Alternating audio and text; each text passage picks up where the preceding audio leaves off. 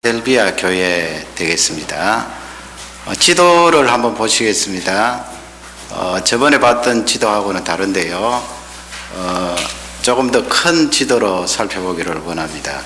파란 그 동그라미 작은 것으로 그 S보드 그렇게 쭉 찍어놨는데 보시기 바랍니다. 에베소, 스무나, 버가모, 두아디라, 그 다음에 지난 주간에 했던 4대 교회, 오늘은 그 빨간 막대기로 크게 줄쳐놓은 빌라델비아 되겠습니다.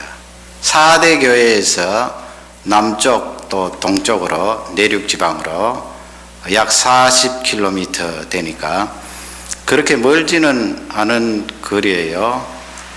이 빌라델비아는 이 도시 발생이 역사적으로 그렇게 오래되지는 않았습니다. 다른 지역에 보다가 주전 한 2세기로 그렇게 보면 되겠고요. 그 버가모의 왕이 이 빌라델비아를 동생을 위하여 만들었는데 빌라델포스라고 그렇게 처음에는 이름을 지었습니다. 필라델포스죠. 그 형제 사랑이란 그런 뜻입니다. 성경에도 형제 사랑에 대해서 여러 번 나옵니다만 형제 사랑 그렇게 해서 동생을 위하여서 만든 도시가 되겠고요. 그렇게 크지는 않았고 그 다음 그림 보시면 지금 현재는 이제 조그마한 이렇게 마을이 있어서 대부분 유적지가 그 마을 안에 있기 때문에 옳게 발굴을 하지 못합니다. 지금 현재로 남아있는 빌라델비아 교회의 흔적은 없고요. 저것은 무엇인가? 흔적이 없다는 것은 예수님 편지를 보내실 그 당시에 빌라델비아 교회에 흔적은 없다는 것이고요. 지금 저렇게 남아있는 큰 기둥은 마지막 그림 보시면은 기둥이 2개 그렇게 되어 있는데 그 비잔틴 시대에 지은 교회 기둥인데 저것도 건물은 남아있지 않고 아주 시간이 오래되었기 때문에 지금 현재 기둥만 2개 저렇게 크게 덩그렇게 남아 있습니다. 그래서 사진도 별로 없고요. 또 뭐 신전 사진은 있기는 있는데 늘 보던 거라서 헬라클레스라는 그 신전이 저곳에 있었습니다. 빌라델비아라는 이 타운은 농업이 좀 발달되었어요. 아마 그쪽에 여름철에 덥기 때문에 포도 농사가 잘 되었나 봅니다. 지금도 성지 갔다 온 사람들 이야기를 들으면 포도 농사를 많이 하고 있다고 그렇게 이야기를 하고요. 그 AD 그러니까 예수님 오시고 나서 17년 또 37년에 큰 지진이 발생해서 이 타운 전체가 완전히 파괴가 된 그런 적이 있어서 지진이 자주 발생하는 지역입니다. 내륙 지방인데요. 그래서 이 로마 황제가 파괴를 당한 이 빌라델비아 도시를 건축해 주었어요. 빌라델비아 사람들이 그 로마 황제를 고맙게 생각했고 또 디베리우스라는 황제인데 이 디베리우스 황제가 많은 도움을 줬기 때문에 빌라델비아 사람들이 네오 가이사다, 새로운 시저다 그렇게 그 황제에게 답하기도 했습니다. 그러니까 도움을 얻었으니까 로마 정부나 황제에 대해서 많은 감사의 마음이 있었던 것을 알 수가 있는데요. 이 빌라델비아 교회는 예수님이 책망은 하시지 않고 칭찬만 하셨거든요. 그래서 이 빌라델비아 교회를 통하여 많은 그런 영적인 도움을 우리가 얻을 수가 있습니다. 3가지로 그렇게 살펴보기를 원합니다. 첫째는 이 능력이 나에게 있지 않다는 거예요.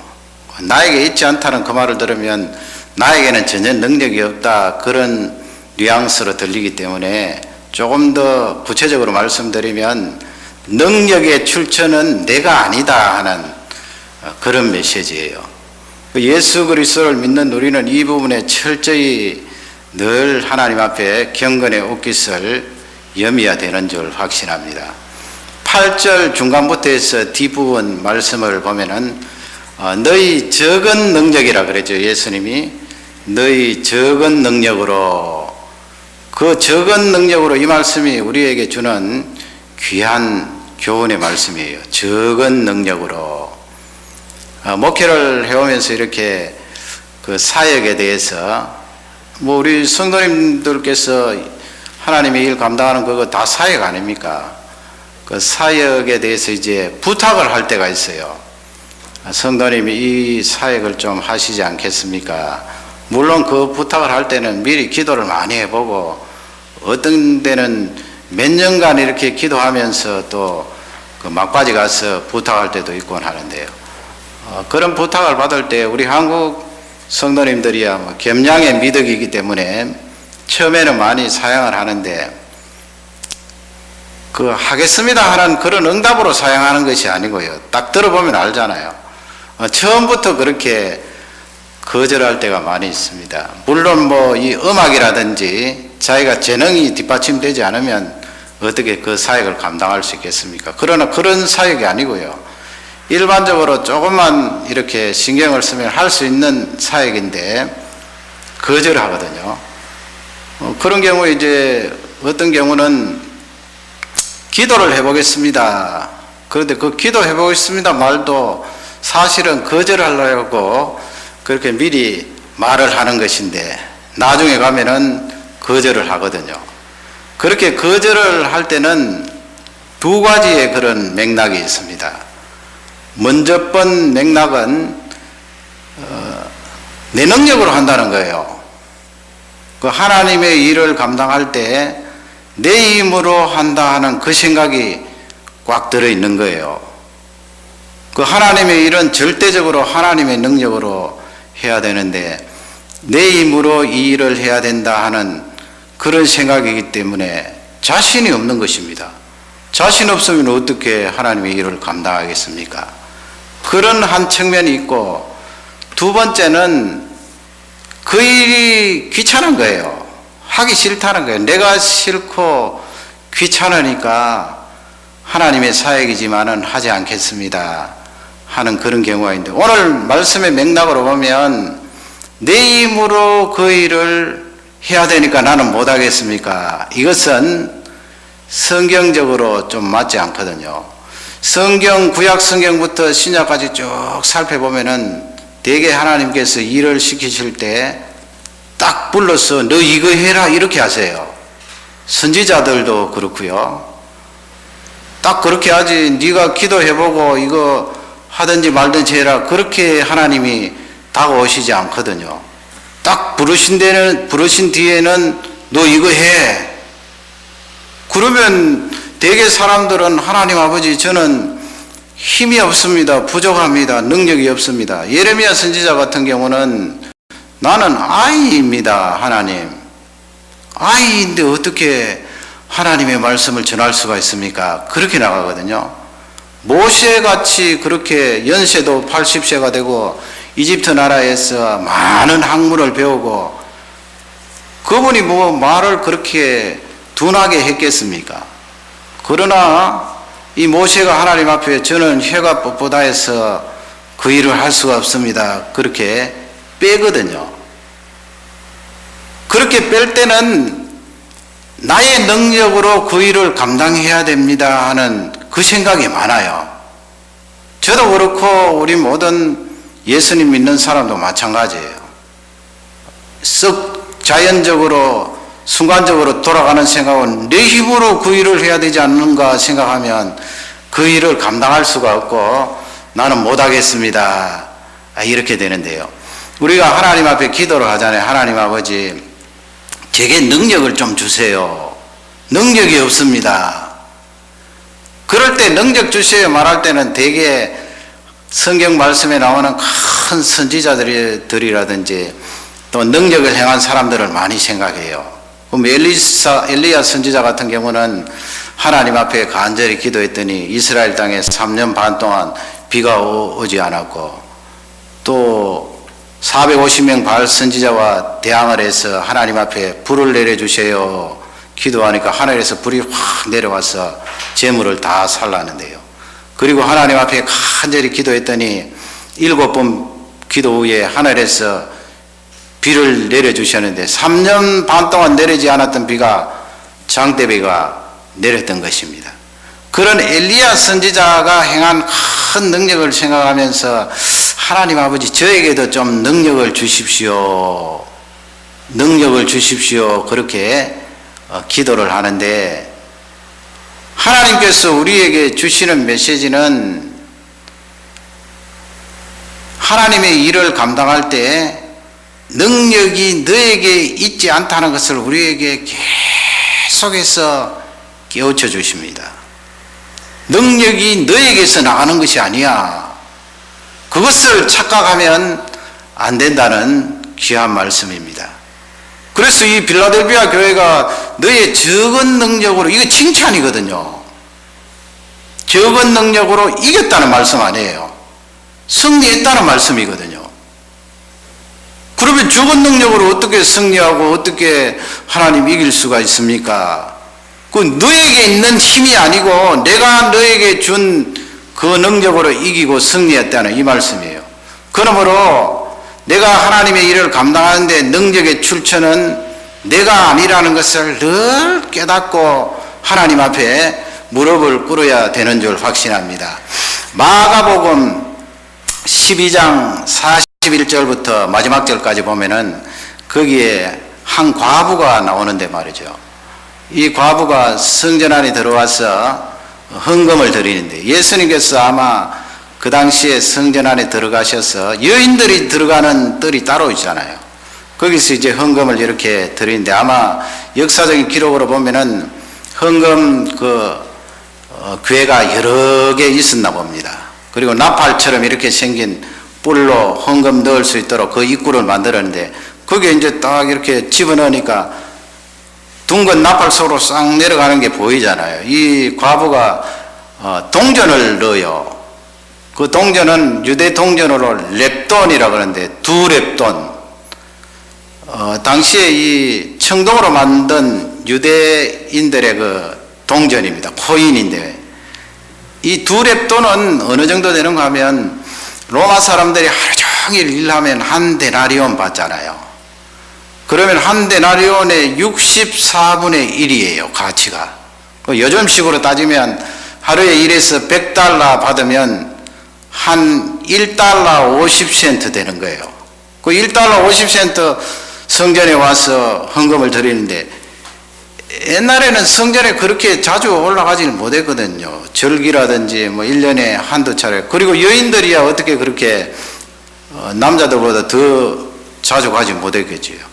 오랜만에 그렇게 성전에 와서 예물을 드리는데 1달러 50센트 탁 넣는데 여러분 그걸 다른 사람들이 보면은 어떻게 저렇게 오랜만에 하나님 성전에 와서 헌금을 저 작은 액수를 드리는가 그렇게 바리새인들이나 선생님들은 생각할 수 있잖아요. 그러나 예수님은 그 여인을 바라보면서 이 과부가 다른 어떤 사람들보다 많은 예물을 하나님 앞에 드렸다 그랬어요. 그 사람들이 보는 가치하고 각도가 다르거든요. 예수님이 그 말씀 하실 때는 상대적으로 비교해서 하신 게 아니에요. 그 오랜만에 성전에 왔는데 1달러 50센트 넣는 사람이 많지는 않을 거예요. 대개 자기가 가지고 있는 많은 액수들을 그렇게 드리겠지요. 그러나 이 여인은 상대적으로 비교하는 것이 아니고 그 여인이 가지고 있는 돈 가운데 대부분을 거기에 다 드렸다는 거예요. 많은 부분을. 그러니까 예수님께서 돈 액수 자체를 비교하여서 평가하시는 것이 아니고 그 여인이 드린 헌신, 대부분을 하나님 앞에 예물로 드린 그 헌신을 귀하게 생각하셔서 그 여인을 칭찬했던 것을 볼 수가 있습니다. 예수님께서 그 관점을 바꾸어 주신 거지요. 대개 우리가 기도할 때 하나님 아버지 엘리야와 같은 능력을 저에게 주십시오 할 때는 비교하잖아요. 우리가 내가 A라는 사람하고 비교해서 내 능력이 작은 것 같습니다. 하나님 저 A라는 사람이 능력이 큰데 저와 같이 A라는 사람과 같은 능력을 저에게 주십시오.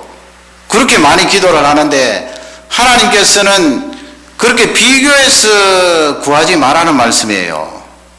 왜냐하면 중요한 것은 그 과부가 렙돈을 드리듯이 네가 하나님에게서 받은 그 능력을 다른 사람들보다 많이 드리고 헌신하면 된다는 거예요. 그러면 하나님께서 그 능력을 계속해서 부어주신다는 말씀입니다. 그러니 여러분, 내가 누구하고 비교해서 능력을 많이 주십시오, 그렇게 기도하기보다는 내 속에 하나님이 주신, 하나님께로부터 온 그 능력을 이 과부처럼 전체 헌신하고 드리는 그런 은혜를 다해 주십시오. 그런 기도가 대단히 중요합니다.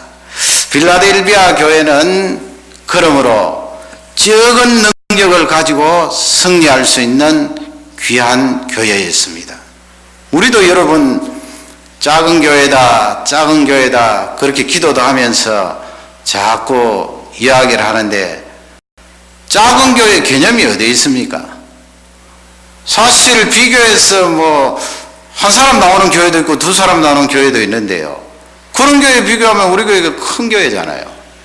그러니 그렇게 비교하지 말고 하나님께서 우리 교회 몇 명이 되든 하나님께로부터 나온 그 능력이 있으므로 그 능력을 얼마나 드리면서 많은 사람들을 위하여 헌신하는가, 거기에 달렸다는 거예요. 오늘 이 말씀이 우리에게 축복이 되기를 주님의 이름으로 축원합니다. 두 번째, 그러면 이 빌라델비아 교회가 적은 능력을 가지고 무엇을 했는가, 그것을 우리에게 알려주시고 계시는데요. 역시 8절 뒷부분에 보면 너희들이 적은 능력을 가지고 나의 말을 지켰다고 그러죠. 예수님께서 제자들에게 하신 말씀, 많은 유대 사람들에게 가르쳐 주신 그 진리의 말씀을 지켰다. 그리고 뒷부분은 내 이름을 배반치 아니했다, 그렇게 돼 있어요. 이름을 배반치 아니했다, 칭찬이잖아요. 적은 능력을 가지고. 그러면 이 빌라델비아 교회에 일어났던 일을 우리가 짐작을 할 수가 있어요. 반대로 생각하면 되잖아요. 빌라델비아 교회에 어떤 방해가 있었는가, 어떤 공격이 있었는가, 예수 그리스도의 이름을 부인케 하려는, 거기 배반했다는 말씀은 You have not denied my name, 그렇게 되어 있거든요. 예수 그리스도의 이름을 부인하지 않았다, 이 말씀인데, 베드로 사도를 한번 생각해 보세요. 베드로 사도가 마태복음 16장 말씀에 가면은 그 신앙 고백을 하잖아요. 유명한 신앙 고백. 주는 그리스도시요 살아계신 하나님의 아들이십니다. 바요나 시몬아, 내가 복이 있도다.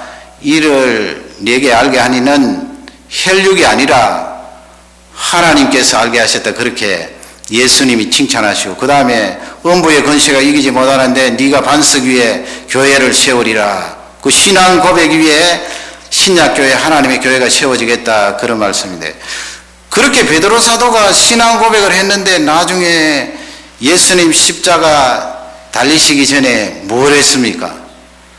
예수님 이름을 부인했거든요. 나 예수라는 분 모른다. 나중에는 욕까지 했다고요. 그리고 저주까지 하고요. 그 하나님의 이름을 걸고 맹세까지 하면서 예수 그리스도라는 분 전혀 모른다 그랬는데, 그러면 우리가 좀 혼동이 되는 것이 있는데, 마태복음 16장에 틀림없이 베드로 부인 앞쪽에 있었는데 그분이 신앙 고백을 해놓고 왜 뒤쪽에 가서 예수 그리스도를 부인했는가? 여러분, 하나님 쪽에 봐서는 성도의 견인이라는 것이 있잖아요. 하나님께서 우리를 한번 불러주시면 하나님 품에 설 때까지 영원토록 우리를 구원해 주시고 보존해 주신다는 귀한 교리인데 말이죠. 그러나 우리 쪽에 봤을 때는 예수 그리스도에 대한 신앙 고백을 하고도 베드로처럼 부인할 수 있다는 말씀입니다. 하나님이 붙들어 주셔서 끝까지 가지만은 우리 사람 쪽에 봤을 때는 부인할 수 있다는 거예요. 그 성경에 그렇게 되어 있는데 여러분, 누가 그 부분에 대해서 반기를 들 수가 있나요? 베드로가 그렇게 있잖아요. 그래서 예수님이 디베랴 바닷가에 고기 잡는 베드로 부활하신 뒤에 찾아가셔서 그를 회복시키는데 말이죠. 그의 회개를 받아주고 회복시켜주는 내용이 나오는데 어쨌든 부인한 것은 사실이에요. 그러면 신앙 고백을 한 사람도 예수 그리스도를 부인하고 베드로처럼 심하게는 하지 않았지만은 그건 나 모른다 그럴 수도 있다는 말이에요. 빌라델비아 교회에 그와 같은 일이 일어났는데 9절 말씀에 보면은 그 내용을 알려주시는데 그게 한 번 더 나오잖아요. 앞쪽 교회에서 나왔던 말씀인데 사단의 회라고 그렇게 되어 있죠. 그 회라는 말씀은 모임이라는 말씀인데 원래 원문에 보면 시나고그예요. 사단의 회당이에요. 사단의 회당하면 누구 생각납니까? 유대인들. 그게 9절 말씀에 남아있는 대로 자칭 유대인이라고 말하는 사람들. 그렇지 않다 그랬어요. 예수님이. 그 우리 번역이 조금 헷갈려요. 그 무슨 말씀입니까? 자칭 유대인이라고 하는 사람들 그 말하는 것이 그렇지 않다는 말씀인데 거기 자칭 유대인이라고 말하는 사람은 내용에 들어가 보면은 자기들이 하나님의 자녀라는 거예요. 뭐 하나님의 자녀들 맞지? 구약 성경에 아브라함의 후손이고 이삭의 후손이고 다윗의 후손이고 하나님 자녀 맞잖아요. 구약 시대에는 하나님께서 아들 예수 그리스도를 메시아로 이 세상에 보내주시기 위하여서 육적인 하나님의 자녀를 물론 뭐 구약성도 하나님이 구원해 주셨지만은 그 혈통을 생각하셨잖아요. 메시아가 오실 혈통. 그래서 아브라함이 나오고 이삭이 나오고 야곱이 나오고 다윗이 나오고 그래 쭉 내려왔는데 유대인들은 그걸 모르는 거예요. 진짜 그 육적인 혈통의 귀한 분인 메시아가 오셔서 그 육적인 계보는 이제 사라진 것을 몰라요. 이루어졌으니까 이제 사라진 거 아니에요. 이 유대인들은 끝까지 고집하는 거예요. 혈통적으로 유대의 혈통을 이어받아야 하나님의 자녀고 또 중요한 것은 할례를 받아야 된다는 거예요. 할례 받지 않으면 그건 하나님의 자녀가 될 수가 없고 멸망의 후손들이라는 거예요. 그러니 예수님 하신 말씀이 자칭 하나님의 자녀라고 말하는 그 사람들의 말이 그렇지 않고 9절 말씀 중간에 보면 거짓말이다 그랬잖아요. 거짓말이다. 그리고 하반절에 보면은 그들 중에 몇을 이 예수님께서 너희 발 앞에 와서 절하도록 하겠다 그랬어요. 여러분 그 말씀이 구약 성경에 보면 이방인들이 하나님 자녀인 아브라함의 후손들에게 와서 발 앞에 엎드려서 절하겠고 하는 그런 말씀이 있어요. 굴복한다는 말씀이죠. 그러나 예수님은 반대로 지금 말하신 거예요. 그리고 9절 뒷부분에 보면 내가 너희들, 거기 너희들은 누굽니까? 빌라델비아 교인들, 우리들, 예수 그리스도를 믿는 사람들, 예수 그리스도를 믿는 사람들을 사랑하는 줄로 알게 하려 하심이니라 그랬어요. 그래서 우리가 이 유대인들, 물론 그 사람들이 구약 성경을 붙들고 철저하게 하나님을 잘 섬기는 그런 것은 있습니다만 설교 시간에 너무 자주 인용하고 그 사람들 자꾸 높일 필요 없어요. 왜냐하면 그 사람들 예수님 안 믿는 사람들 많아요. 선교의 대상은 될지 몰라도 예수 그리스도 믿는 우리가 그 사람들 자꾸 높이고 그럴 필요 없다고요. 예수님이 분명히 말씀하셨거든요. 사단의 회라 그러고 그들이 너희들 누구예요? 영적인 아브라함의 자손, 예수 그리스도로 말미암아 구원함을 받은 아브라함의 자손인 너희들에게 엎드려서 절할 것이다. 그 이유는 내가 예수 그리스도의 십자가 부활을 믿는 너희들을 사랑하기 때문이다. 얼마나 귀한 말씀이에요. 적은 믿음을 가지고 빌라델비아 교인들이 뭐를 했습니까? 예수 그리스도의 이름을 부인하지 않았어요. 이 유대인들은 예수 그리스도가 메시아이십니다 하는 그것을 막 흔들고 있잖아요. 그가 사람인데 어떻게 하나님의 메시아가 될 수가 있는가? 그가 어떻게 구원자가 될 수 있는가? 그것을 막 흔들어 버려요. 여러분 요즘은 그런 것이 없나요? 이것은 어느 시대 막론하고 어느 장소 막론하고 다 흔들어요. 우리 예수님 믿는 사람과 가장 가까운 사람은 어쩌면 유대인들이에요, 여러분. 왜냐하면 우리는 유대인들이 가지고 있는 구약 성경 39권을 그대로 우리의 정경 캐논으로 받아들여요. 구약 39권이 유대인들하고 우리 예수님 믿는 사람하고 똑같다고요. 그러면 가장 가까운 그 사람들이 막 흔들고 있잖아요. 예수님은 메시아가 아니라는 거예요. 어디 그는 선지자요 사람인데 메시아라고 그에게 죄를 고백하고 그렇게 하느냐. 유대인들이 그렇게 다가오는데 그건 이단이에요. 사단의 회예요. 그러므로 우리가 적용을 해보면 나와 가까운 사람이 그렇게 할 수 있어요, 여러분. 내가 잘 아는 사람, 나와 가까운 이웃, 나에게 학문적으로 영향을 미칠 수 있는 사람, 그런 사람들이 흔들 수 있어요. 예수 그리스도는 인간으로 오셨고 인간인데 어떻게 메시아로 받아들이느냐. 그리고 가진 술책과 스토리를 만들어서 예수 그리스도를 깎아내리는 거 아니에요. 그는 메시아가 아니다, 하나님이 아니다. 괴상망측한 이야기가 있어요. 예수님은 틀림없이 하나님의 아들이요 메시아라는 것을 빌라델비아 교인들은 적은 믿음을 가지고 끝까지 고수했어요. 그러니 예수님이 칭찬하셨지요. 8절 상반절에 보면 그런 말씀을 하셨어요. 예수님께서 내가 열린 문을 두겠다고 말씀하셨죠. 열린 문. 열려있는 문이에요. 열려있는 문. 그 열려있는 문을 능히 닫을 사람이 없다고 그랬어요. 그 열려있는 문이 뭐예요? 교회의 문이죠. 더 깊이 말하면 예수님이 열어놓으신 십자가에 죽으시고 부활하심으로 열어놓으신 구원의 문이에요. 여러분 그 구원의 문을 누가 닫을 수가 있나요? 예수님이 열어놓으셨는데요.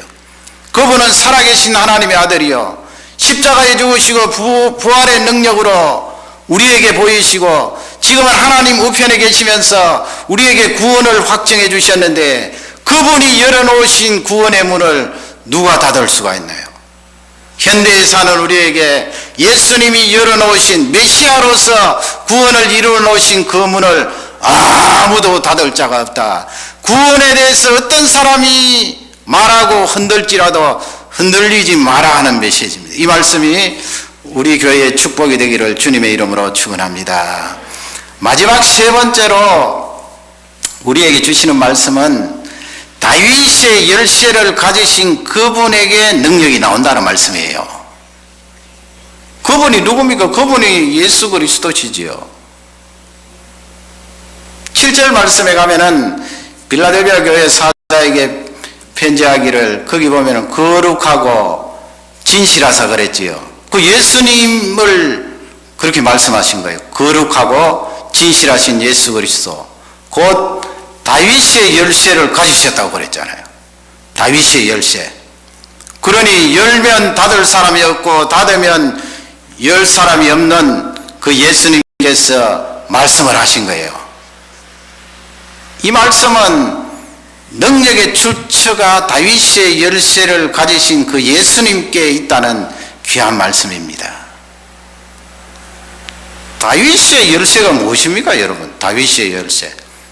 왜 다윗을 거기에 끄집어내어서 다윗의 열쇠라고 예수님이 말씀을 하셨습니까?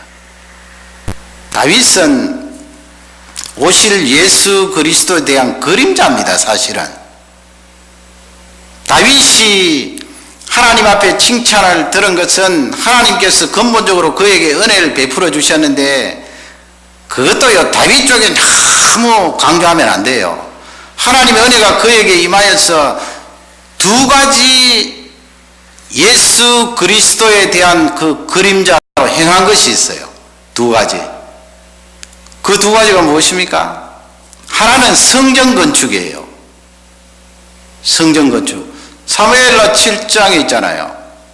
펄럭펄럭 하나님의 그 장막, 회막은 바람이 나붙게면 펄럭펄럭 하는데 다윗이 자기 궁을 아름답게 지어놓고 백향목 냄새가 나는 그 궁에서 이야 향기 좋다 하고 있는데 갑자기 하나님 생각이 나서 하나님 아버지 나는 이렇게 백향목궁에서 가는데 저 하나님의 궤가 있는 회막은 바람이 불면 펄럭거리고 있습니다. 하나님 성전을 짓겠습니다 하면서 선지자를 불러서 하나님께 여쭤보라고 그랬는데 하나님께서는 거절하셨잖아요. 너는 피를 많이 흘린 군인이기 때문에 성전은 평화의 상징인데 피 많이 흘린 군인이 성전을 지을 수 없다 해서 솔로몬 아들 때에 성전을 짓게 되는데, 그러나 사실상은 다윗부터 성전 건축이 시작된 거예요. 다윗이 성전에 들어갈 재료들을 다 준비해 놓았다고요. 그리고 그 마음을 품은 자가 다윗이잖아요. 솔로몬에게 물려주어서 솔로몬이 실제적으로 건축하였지만은 예루살렘 성전, 솔로몬 성전은 다윗부터 시작되었다, 그렇게 보면 돼요. 그러면 여러분, 성전은 무엇하는 곳이에요? 성전은 하나님 임재의 상징이에요. 하나님이 사람과 함께 하실 수가 없어요. 우리 사람은 죄가 가득하고 그 죄로 말미암아 하나님과 등지고 있는데, 하나님께서 이 지어놓은 성전에 오셔서 우리의 죄를 사해 주시고 제사를 받으시는 거예요. 그러므로 성전은 하나님 임재의 상징이에요.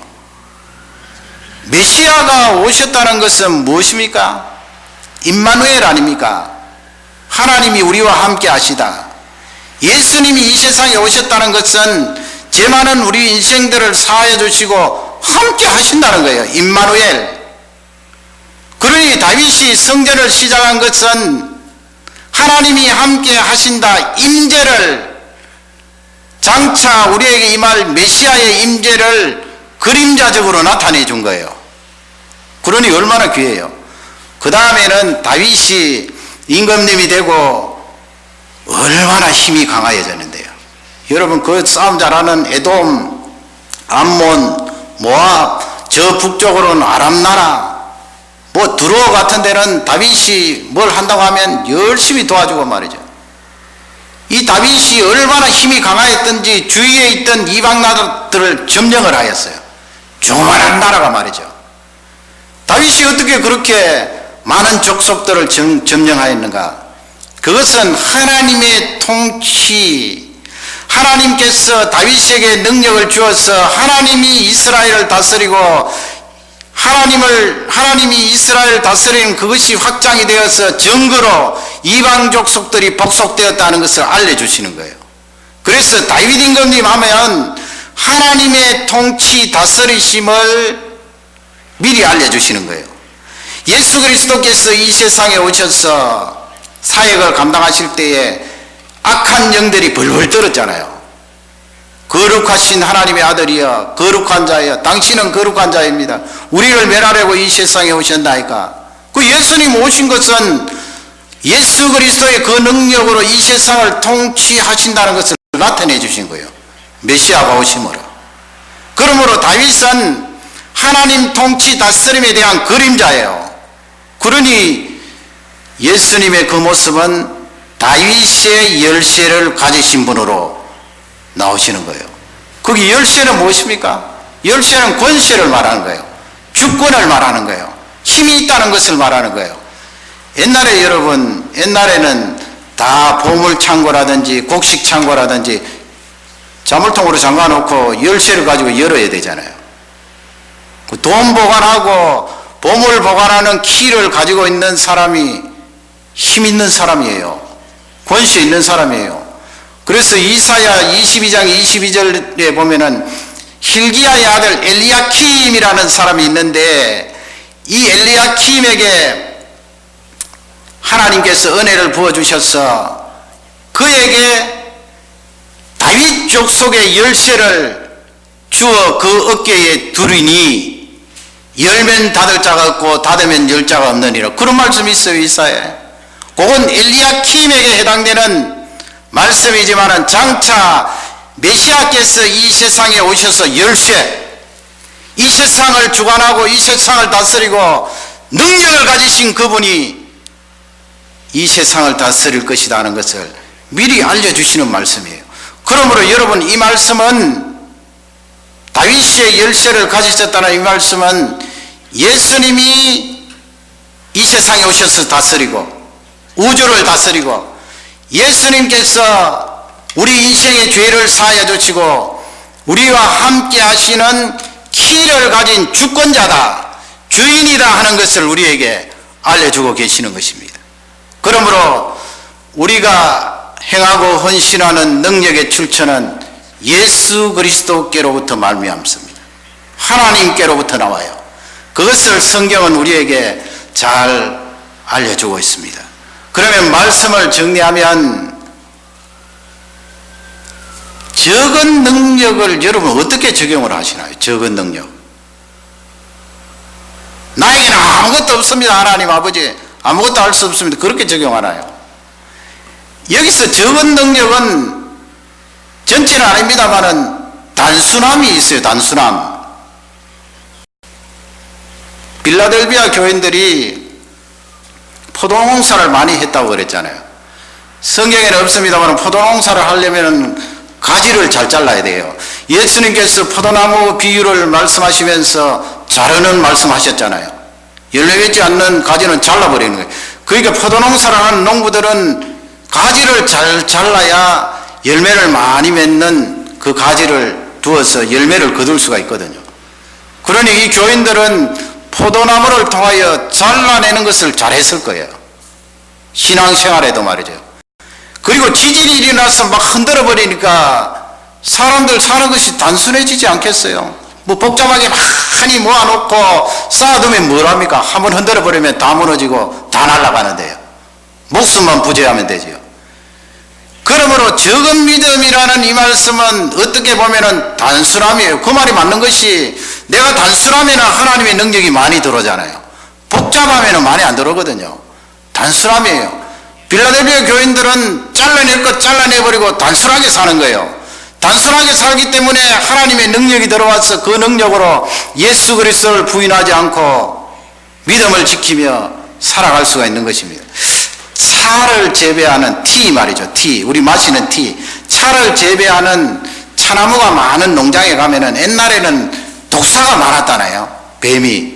뭐 이유는 모르겠고 뱀이라든지 작은 벌레들이 많았대요. 여기도 여러분 보시면 뭐 블루베리라든지 농장에 가보면은 그 발 많이 가진 진에 비슷한 벌레들이 많아요.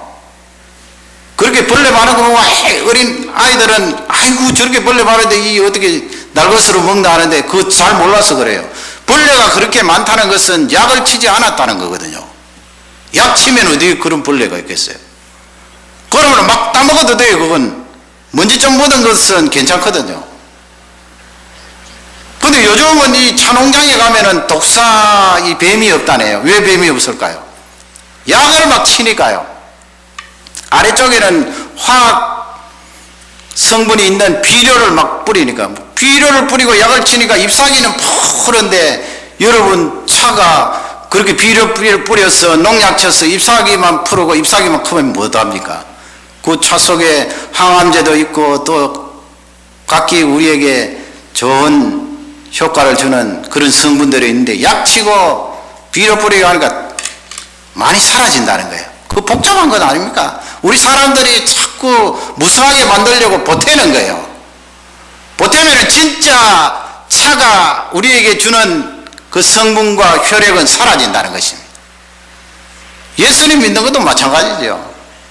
자꾸 우리가 갖다 붙이고 달아버리면 하나님의 능력이 들어올 공간이 어디 있겠습니까?